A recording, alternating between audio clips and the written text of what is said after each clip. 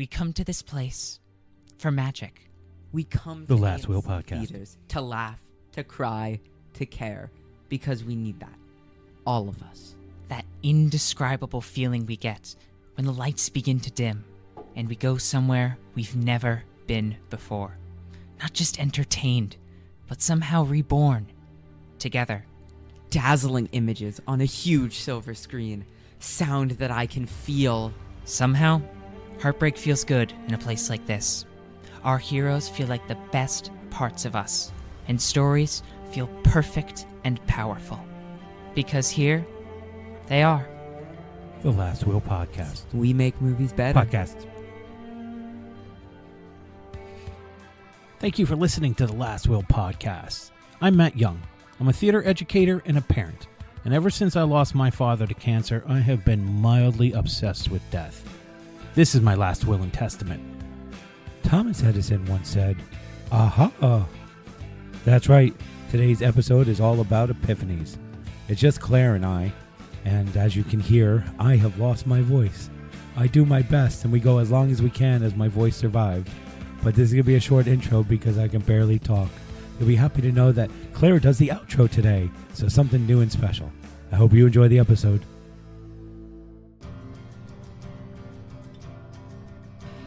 Okay, so I just press play. Just press play. Because we got to get to it. Yeah. We got to have things appear to us out of midair. Hi, everybody. Okay. I apologize for my voice.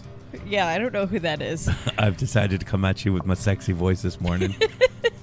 I apologize. You're going to have to put up with me like this. It's just Claire and I this morning. How are you, Claire? I'm good. I woke up with a little bit of a headache today. Don't know why. Water? Not enough water? I don't know. I mean, last night at like 10 o'clock, I had a Oh, little you bit... went to the theater last night and it gave you a headache? Is that what you're saying? No, that's not what I was going to say. I had coffee last night at 10 o'clock because I was at the theater. And I needed a little pep to, talk to my friends after the show. Are you trying to say that the first act was long? It was long, but also I tend to really get tired on a Saturday night. It's the end of my work week. Yeah, right. It's all leading up to that thing, and then you go to the theater. You're put in a dark room. Yep. Thank God there was music. Mm-hmm. Otherwise, entertainment. I was wearing a hoodie, so I was cozy. Sitting in the middle of the theater. I was busy last night. I was working. Yeah, Matt was so busy. Pressing cues. So I'm running the lights and the sound and all of that for this show because I directed it, and I didn't write any of the cues in the book. So like if I get hit by a car, the show's in real trouble. I know I should have, but I just didn't. They're all in your head. Pretty much, yeah. I mean, they're all labeled like what they should be. So, but yeah, it's pretty much in my head. That's wild. Nothing good. Well, nothing good ever comes from my head. No, I just forget most things. Yeah, no, I mean I just know this one pretty well, and yeah, everything that I use the book for, like I flip through the script because I feel like I shouldn't be tempting fate the way that I do, but I mean, I'm pages off of where they are on the stage. I know it. I do miss a cue every once in a while. I did assistant stage managing for a show once, and I don't think I was doing sound effects. I think I was just helping backstage, and I was following along with the script and noticed that the actors just skipped several pages. Yeah. And I was like, I never want to do this again. That was terrifying.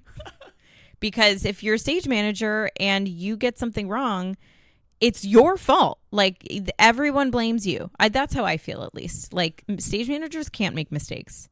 Actors can, and they do. I guess so. I always make mistakes. If I made mistakes on Wonderettes as a stage manager, I was all right. I did a couple of times make mistakes, and yeah, but I forgot to set some things. They were pretty forgivable, though. One time, a cast member intervened with the prop, and that wasn't your fault. No, that's true. But like, I could have been blamed for it. If you drop something backstage, or I guess. But I think as far as, how'd the show go? Oh, well, the stage manager like dimmed the lights too fast, or, that. But like when it comes to, actors make mistakes because we're in extreme vulnerability. And Do you think that's why they make mistakes? no. That sentence Okay. those words didn't mean to follow Sometimes each they other. make mistakes because they're unprepared. We make mistakes, but because we're in extreme vulnerability, I think sometimes it's excusable. I think. I mean, we're all fucking Also, human. when so mistakes happen, it's all right. They happen. I don't allow myself to make mistakes. No, that's true. Yeah. You're a special specimen. I don't know why I use that word. Anyway, so we're doing the Mystery of Edwin Drood, right? And so I was smart enough, because it's a play within a play, to put the most reliable person I have in my life on stage as the stage manager. So if things go wrong, Yeah. Kelly Naden can save the day. And she often does. Yeah. I mean, just being in her presence makes me feel a lot safer. I know, right? God, she's totally on an apocalypse team. I mean, I think you have to put her there. You can't not. Just in case you need some choreography. Yes. Yeah. You need to have some fun during the apocalypse. Yeah, because those are long days. Without electricity, those are long days in an apocalypse. we you really need to learn dance routines. We really take for granted how our lives are with technology, the internet, electricity, plumbing, street lights, Yep. GPS, gasoline, Now you're scaring me. oil. If we didn't have any of those things, long days. You would need a choreographer. You would. I mean, it's the first thing. The first thing I think about with I all would those need things that to. you listed. When they go, we need dance moves, for sure. Yeah, and books. Yeah, books will help. Yeah. Books will help. So today we have decided that we were going to talk about epiphanies. Yeah. That's going to be our topic for today. Yeah, and we don't like the way. I didn't have an idea of what the topic would be, and then all of a sudden something struck me out of nowhere. I know, it's awful. It's awful. I deserve that look. The other day, I asked Matt what our topic should be, and he said, "Hang on, I'm trying to spell it." Yes, that took so much longer than it should And have. I'm like sitting in my car eating my lunch, like, what is happening? We usually have a conversation about what our topic is going to be, but Matt had already decided, and also it was a hard spelling. And then he spelled it, and I saw the word, and I was like, that doesn't look right. And yet, well, I have to say, the way I saw it in my head definitely looked different. I don't know. I felt like I'd seen it before, and it looked different. Not that I thought there was an F in there, but I think I thought there was an F in there, and there's not. It's a PH. It's a P. It's a P and then a PH. It's a PIPH. It's anyways, I know for some of you people who know how to spell, if I go down like this, I think my voice is a little bit better. And if I scratch and do my what is this, my puberty voice? Just go down to the lower All one. right. Just do whatever's comfortable for Go you. down to the lower one. I couldn't even get there. This one. Go down to the lower one. All right, Epiphany definition. How long can I do this voice for? It's a little Canadian. It feels like the way I'm saying it. Okay, Epiphanies definition. Refers to the moment of sudden deep understanding or realization. It often involves a transformative insight that clarifies previously confusing or hidden aspects of a situation. The term can be used in two related series. Personal insight, a rapid and profound realization about oneself, a problem, or a pattern, or religious theological sense. In some Christian traditions, a revelation of divine truth or the manifestation of Christ to the. I can't believe I read that. Wait, why is that? Like, Oh, I can't believe I read that. I just went Ron Burgundy on us, and I just read what was in front of me instead of going like. is that really in there? Yeah, it's in here. Why is AI talking about the Bible?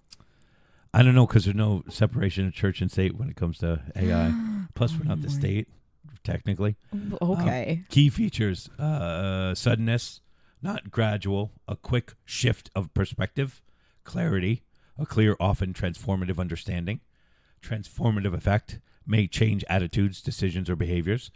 Context, everyday problem solving, scientific breakthroughs, creative insight, or spiritual experience. So, it's so stupid. I can't believe people are going to listen to this the way I sound. I was reading. They've already shut it off. Yeah, I was reading that definition and not listening to it because I was listening to how awful my voice sounds. Well, I think a lot of us understand what an epiphany is. Okay. So let's talk about it. Okay. The first epiphany that appears to me, the most transformative epiphany that I've had, I've talked about on this podcast. But to me, the epiphany came in therapy as they should, right? I had been beating myself up with a version of my father that I thought would be extremely disappointed in the path, choices, and where I took my life. Took my life? That's not what I meant. Where the path that my life went on.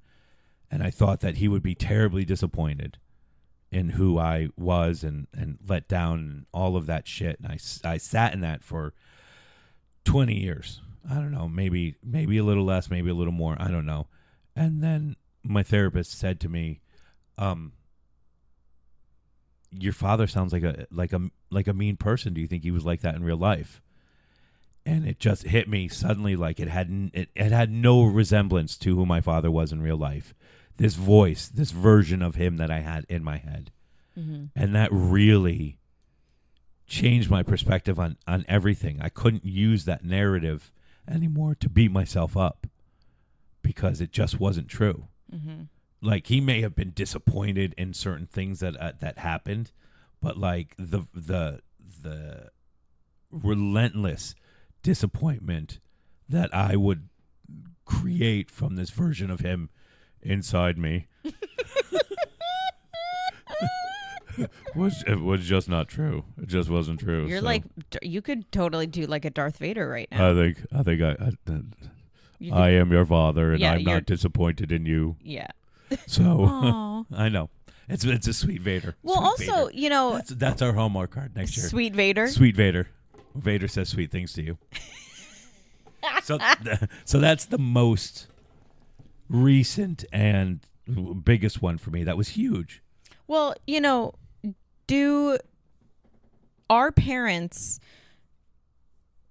ever really that disappointed in their children the way that we think that they are? Meaning, like, as a child, the disappointment we think that our parents have in us, is that even true?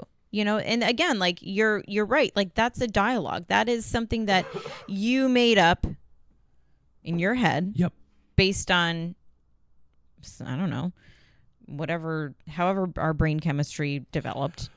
Yeah, I mean, I excuse me. I think it had a decent amount to do with the fact that he's just not here.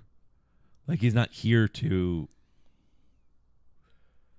let me know that that's not true. So I have, my voice. We both just like yawned at the same time. I think mine was a belch. Oh, sorry. So Oh, you were sorry. bringing it in, and I was sending it out. Great no, podcast content for the day. they've already turned it off 14 minutes in. No, I think him not being there, there are no boundaries. So I can go off on a tangent because there's nothing to kind of base it on. Especially when I am in a pattern of trying to take myself down a peg or trying to hurt myself. Which is so easy to do. Yeah. I mean, I tend to have somewhat of an opposite mindset about that. You know, like, I try to think the best of people and until I'm proven wrong. And then but I knock myself down in so many other ways. I'll just talk myself. I'll have maybe I'll start the day with like all these ideas of like, this is what I'm going to do today. Right. And then I kind of get into like task paralysis. at some point, and then I sort of talk myself out of doing each individual thing one at a time. That is a huge effort to like. Not really. You just have to sit there. Oh, just sit there and don't do anything. Just don't do anything. Just don't get out of bed. You talk yourself out of it. Well, getting up in the morning is the worst. Yeah. That's the hardest. My work now gets me up much earlier than it used to. Yeah, I mean, your voice is really low, so I guess the earlier you get up, the lower it gets. This is the way it gets in the morning. I have to take it for a test drive. So, do you have any epiphanies that you want to share that have happened recently or have made a huge shift in your life? So, one of the things that your definition said that I jotted down was like some epiphanies can be sudden and some can be gradual. And I think some of the most helpful epiphanies I've had have been the gradual ones. Maybe I'll start to make like a positive shift in my life, but I don't know I'm making it until I've gotten to a better place. And then I'm like, oh, I'm here because of all the work that I did in the past couple of months. The realization comes quick, but you have been putting the work in for a while. Yes, correct. There have been some, I guess most recently, I had like an epiphany about like my health and my diet, but that's not like fun. That's not a fun thing to talk about. But that was, I would say like that's been like the hugest isn't a word, change in my life over the last year. So if you told me last year that within 4 or 5 months I would be eliminating several things from my diet, I would have been like, oh, great, how are we going to get there? How the fuck are we going to get there? I believed in you the whole time. Well, thank you. That probably had a lot to do with it. Thank you. Finally, attention has been paid. You gave up donuts a while ago. And doing that, I knew that you were capable of doing anything because donuts were everything to you. Well, to be clear, I still make an effort to like have baked goods in my life. They're just not the easy ones. They're not the ones that you can just go get at the store within 5 minutes. I didn't mean to imply that you totally gave up donuts for life, but there was a time where you said, no donuts anymore. Yeah. I'm going, like, you didn't have a patch. You didn't go to rehab. You just cold turkey cut out donuts. And I don't think people understand what a big deal it was for you. Yeah. Oh, no. I made her sad. It's hard, but not hard. Because it was, unfortunately, with the start of this whole thing was that my voice crapped out on me last year, my singing voice. And that was a major motivator to get my health back in shape. Right. And then once I started to learn, okay, there are like 5 major things in my diet that could be negatively affecting my health. And if I want to get back on track, then I have to do those things. I have to eliminate those things. And those things were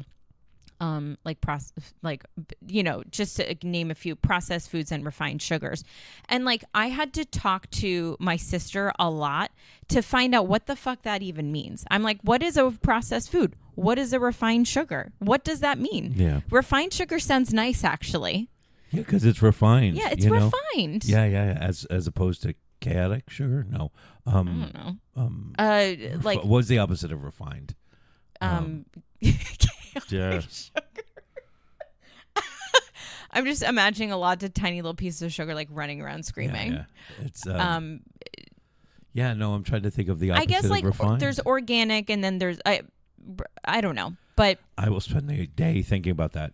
No, but like especially in this country, I mean, processed foods are almost everything. I mean, you have to search out cleaner foods. Well, the easiest way that it was described to me was when you're reading the ingredients on a package and you can't pronounce them, it's most likely processed. Or it's Scandinavian, right? One of the two. English words you can't pronounce. Oh, okay. So I was like, oh, okay. So I started to look at but again, like I hadn't cooked for myself in years, ever, probably. Yeah. So now all of a sudden, my epiphany or major life change recently is, if you want, I don't really know how to make this an epiphany. Help me. Help you. Help me. Yes. The epiphany was eat healthy or die. Well, I mean, you wanted to get your singing voice back, right? Yeah. By the way, it's still not back. So, well, also, I think I haven't been singing for a year, so that might be tired. That's got to affect it for sure. Yeah. No, I think you could probably say that the epiphany was the realization that you could do it, like you were doing it, as opposed to thinking of how it was difficult or impossible or yes, or, thank you. Yeah, that's what it was. This year was the year that Claire learned she can do things that she didn't think she could do ever, which was cooking. I had to move. Yeah. Which was also something I didn't think I could do. Living on my own and cooking. These are things that I all knew about the Claire. The Claire could do all of these things, but the Claire didn't know that. Why are we talking about you in third person? It's weird. Claire doesn't like canoes. Remember when that? But I do like canoes. I don't remember why I said that. Because it was funny, and you know that sometimes you want to be funny. Yeah, also alliteration. Yes, of course. Claire and canoes. So, like, we don't have to talk about it if you don't want to, but like, was there an epiphany? An epiphany? That's the right word. An epiphany, yeah. Didn't sound right. To getting sober? Like, was there a moment, or was it gradual, or? Yeah. No, that's fine. I think that stuff's better talked about than not talked about. I think in most cases, everybody's situation is unique to them. Mine was, there was certainly a gradual build up to that moment, but the like gradual meaning like there was a lot of pain for over a year of I should stop drinking, but let me just cut back a little bit, and then proving to myself over time that like cutting back is not possible, right? Because every time I'd cut back, or I would tell myself, oh, I'm just going out for one drink tonight, it most likely ended up in more than one drinks. There was one night early. So that year my last drink was July 31st of that year. And then Cinco de Mayo of that year, I remember going out with some friends. We were rehearsing for a show and everyone wanted to go out. And I said, I'll go out, but I'm not going to drink. And I said that out loud to one other person. And she also said, I'm not going to drink either. And I think both of our reasons for not drinking were different. Mine was like, I just want to see if I can do it. Right. And the other person was like, I'm just not interested. Right. Which are two different problems. One's a problem and one is not a problem. Absolutely. So, and I ended up having a really good time, but something was bugging me. So I remember going home that night and crying because I was like, I think I have a problem because I wanted to drink the whole night. And it was a very confusing emotion. But that was not the last time that I drank. No, but that was the realization. That was like the clear realization of like, this isn't something I don't even know how to put it, but like, this isn't something that I can just do or not do. Yeah. But that it was a bigger problem. Yeah, and I felt super lonely. Yeah. But I didn't know that there was help out there for me, but I didn't want to tell anyone. No, there's shame, I'm sure. But then it took another few months of the experimenting, and then there was a negative experience I had with a guy that was my tipping point. And then I very quietly made this agreement with myself that was like, if I continue to drink, Yeah. I will get into situations like that again or worse. And enough is enough, Claire. And that whole month, I had 3 separate situations of going out for one drink, ending up super drunk, and then like hating myself the next day. Yeah. And there's a huge emotional aspect to it. And so, the final time I just kind of said, all right, let's like knock it off. And it was actually pretty peaceful. It was sad. There was a bit of melancholy. I was turning 29, so it was like not, I was just kind of upset with my life achievements at that point. Right. And so, but yeah. It sounds like the epiphanies, though, weren't not quitting, like actually stopping drinking wasn't the epiphany. But these moments, that seems like there were 2 real clear epiphanies. One, that you had a problem, you know, and the second one, I don't want to get myself in these situations anymore. I can't, you know. And there was, I want to say, like, there must have been some power greater than myself that was intervening, because for so many years, I was in charge of my own will, you know, which makes sense. Like, we all understand that.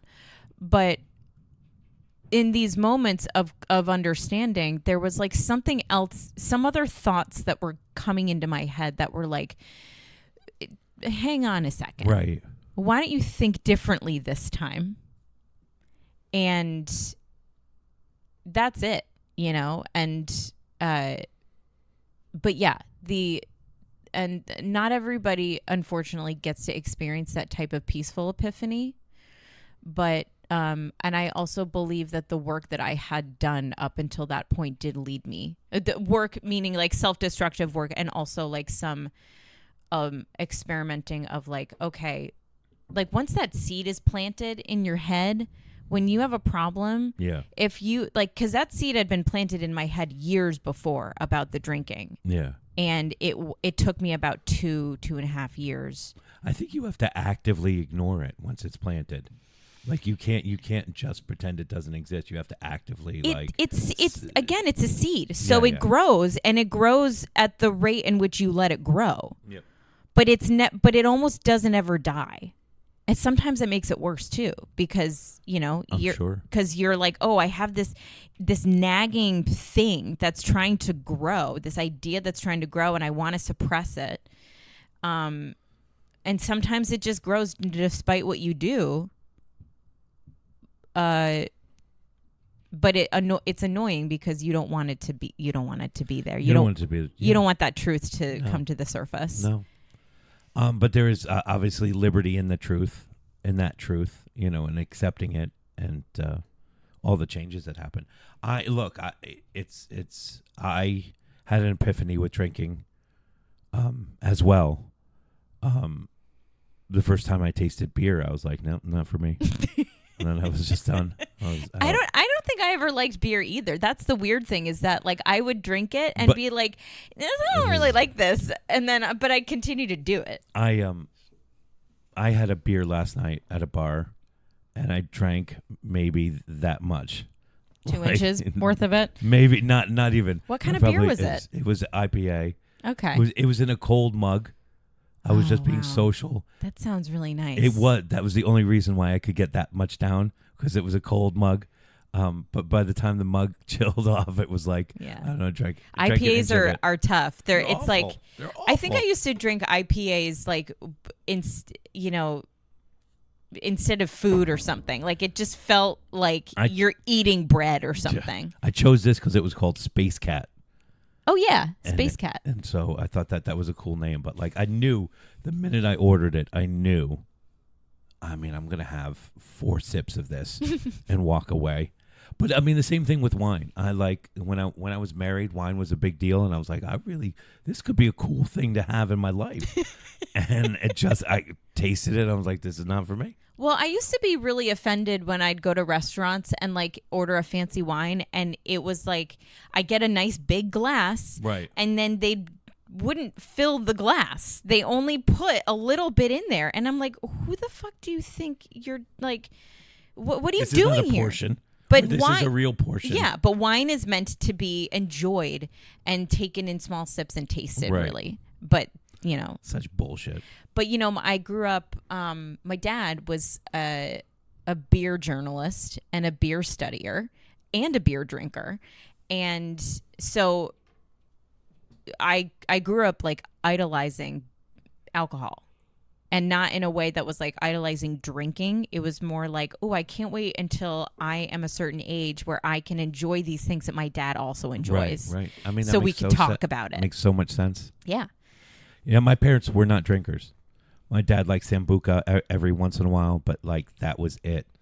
I do like tequila for some weird reason, but like I couldn't drink it every day. Well, tequila can be really good if you get the Good stuff. stuff. Yeah. I've enjoyed some extremely nice tequila. I was at a friend's house and his parents served it to us, and then I remember again as a person who loves drinking, like having this small bit of tequila, thinking it was delicious, and also thinking, wow, I can enjoy this alcohol without like needing to pound it down. Right. But then like the mom like took it away and was like, okay, that's enough. Like I wasn't drinking too much, but like Right. put it away. And I was like, why would you put it away? How dare you?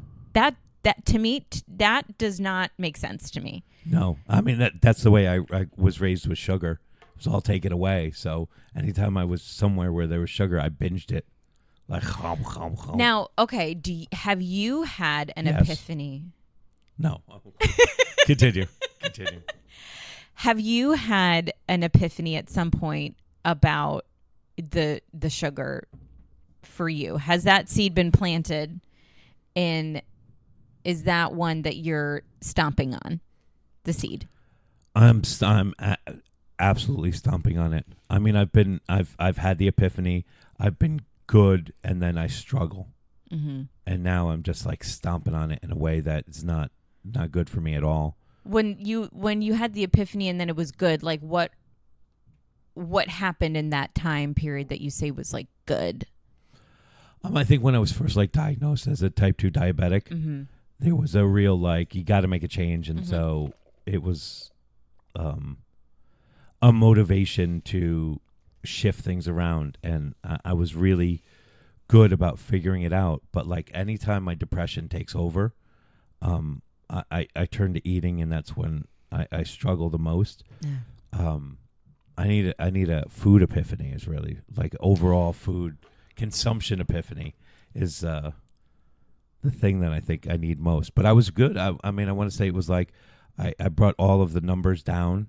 They were all in really good, healthy spots, and I don't know. I did it pretty quickly in 6 months, and then I just kind of let it all go. Well, do you think because you brought the numbers down that you were like, oh, great, and then you like had another donut, and you're like, I can have one donut, and then all of a sudden it was 10 donuts because that's maybe I don't remember. I think there's been so much sugar consumed since then that has rotted my memory, so I don't really remember exactly how I fell off the horse.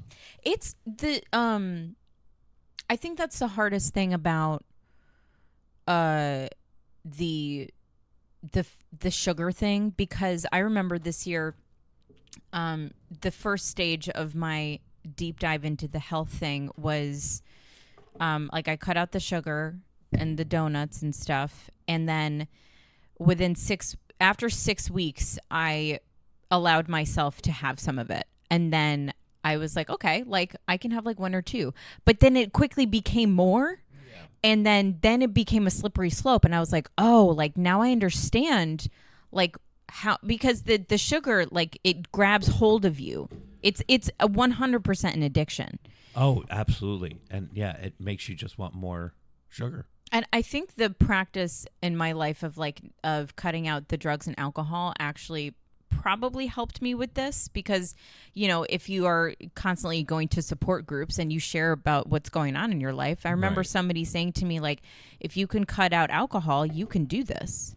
And I was like, I would imagine, yeah, like the big wall to climb was the alcohol. Yeah. You know, it's just not. It's not fun to eat shitty food. You figure out how to eat better when if you treat it like if I eat this I'll die, that will help you, even though it's kind of like crazy and extreme. But like this week or last week, I really pushed myself to make some apple cinnamon scones that were like gluten-free without egg, and that was my snack for the week, you know? So I still was able to like eat something that was like sugary, but like healthy sugary, and it didn't have gluten and it didn't have the other things I'm supposed to avoid. So like rest assured, people, I'm still getting my sugar. Yeah, and you're finding a way to satisfy. Yeah. Your eating in the healthiest way.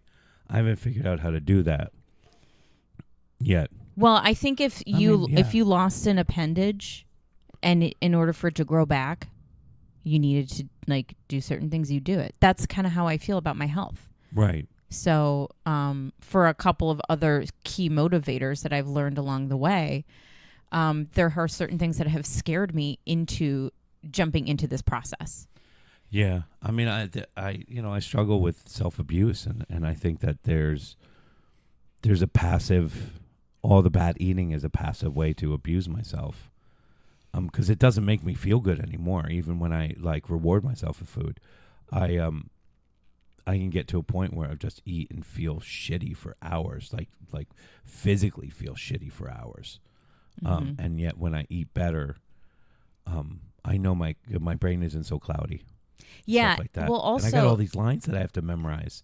So I got to get an uncloudy brain. Well, do you ever feel like, okay, I don't know if this is true for everybody, but. Let's find out. Okay. So I'm a procrastinator, right? Love it. Amen. Always done it. It's part of me. Feels right. I get so much done by being a procrastinator, to be honest. Yes, so much. Yeah. I wait till that last minute, and then I get a lot of shit done. So I actually find that when I if I am productive, I almost feel like it doesn't feel right. Like if I'm actually doing something ahead of time, it feels a little wrong. So like if I am, the times that I'm actually eating well, Right. I almost feel a little odd. I'm like, what's wrong here?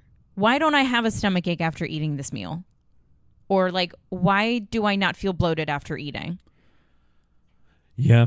Like last night, right before I left my house, I ate 2 things, and I was like, I feel good. Why? This is wrong. This doesn't feel right. And I think it's part of this like weird, like we're so used to like a self-destructive, like what's it called? I don't know, like a self-inflicted shit. Yeah. Self-inflicted wound.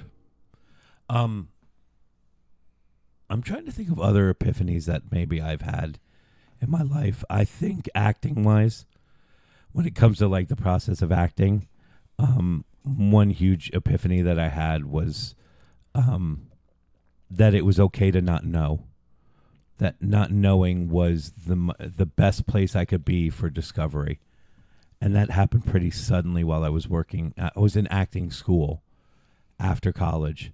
And I was working, I don't know what the lesson was, to be perfectly honest. And someone was like, does that make sense? And we were all like, yeah. And my friend Joe was like, no. And then I turned to him and I was like, well, the idea is that, blah, blah. He's like, no, I'm good. I'm okay. He's like, I don't need to know. It will eventually like unfold for me. Like I'm not in a rush to figure this out, because I just want to kind of sit with it. And it just made totally complete sense to me in every way. Like, oh, there is power in, first of all, saying that you don't know, not being in a place where you have to know in order to find value, which we do all the time.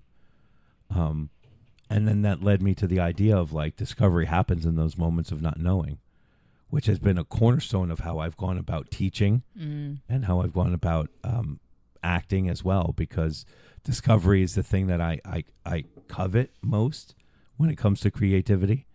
And it all came from this moment with Joe saying, "No, I'm good. I don't need to know right now." And that was a huge shift for me. And has just stayed with me for a long, long time. Yeah, that's a big one. I think as you were talking, it sort of led me to think about the other times in life that I've had to admit to not knowing something. And sometimes in my job, I have to do that. If I get a question that I don't know the answer to, instead of beating myself up over not knowing the answer, right, I will just very point blank say, I don't think I know that. Right. But I'll but then there's also, like, if you back it up with, it's okay to not know something, but if you have the willingness to learn the answer, that makes a difference too. Oh, I agree 100%. I think, though, getting away from the arrogance and ego of having to convince everybody around, like we see people like this all the time. You have to convince the people around you, or these people have to convince the people around them that they have knowledge that they don't have, in order to, I guess, feel better about themselves or come across as an authority or whatever it is. I find it very, very powerful for when powerful people are like, I don't have the answer to that. We're going to figure it out. We're going to find out what it is, but I don't have the answer to that right now. Let's discover it. Well, and a lot of media people do that. You know, if you're a newscaster or you're a like a live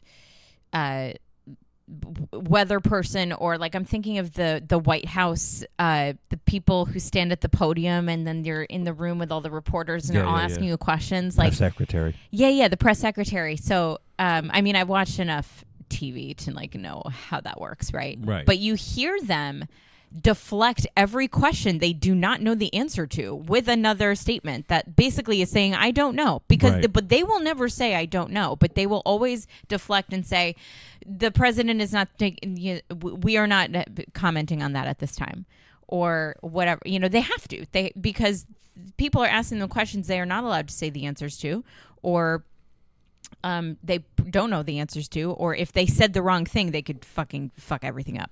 Yeah. Because what they say has ramifications around the world. God, I do not want that job. No, it's a tough job. It's a tough job when you have integrity. I got to figure it's an even tougher job when you don't, or not. Of all the lies, or it's not. If you're used to lying, then I'm sure it gets easier. I guess so. Or you believe the lies. I don't know. But it does. It has effects upon the world. What comes out of the office. And so that's kind of what's so scary about these days, is they'll fucking say everything and anything. Well, and then it doesn't matter what proof or not. And, you know, there are ramifications to that. There are consequences. Well, I also feel like, you know, on this topic of epiphanies and learning that the powers that be and the higher authorities are not the be all end all. That's something, I don't know at what point I learned that in my life, but learning that, and also learning that, like, this highly esteemed government and country is all smoke and mirrors, and there's more. I find that there's more integrity and humanity, and there's less integrity in those that are in charge. That's very true. But they're going to come for us now. It's okay, though. I didn't say any names. No. I didn't say names. We're talking about a different government. So it's like losing all of its steam. That's my voice, that is. I think there was an epiphany when I realized that my parents were as full of shit as anybody. You know? Like, you think your parents know everything and they're an authority on it. But my parents were pretty young when they had kids. Now that I'm a parent and I know it's horse shit, like, we don't have anything figured out. Mm-hmm. You do the best you can. You try to be thoughtful.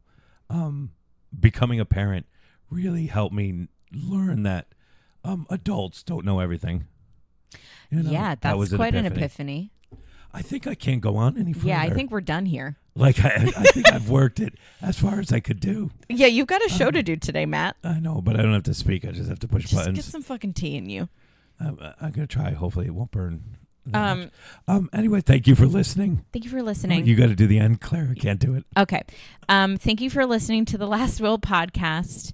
We have a lot of episodes on Spotify and on all streaming platforms. If you want to listen to any of them, they're all super great. We have lots of great guest speakers.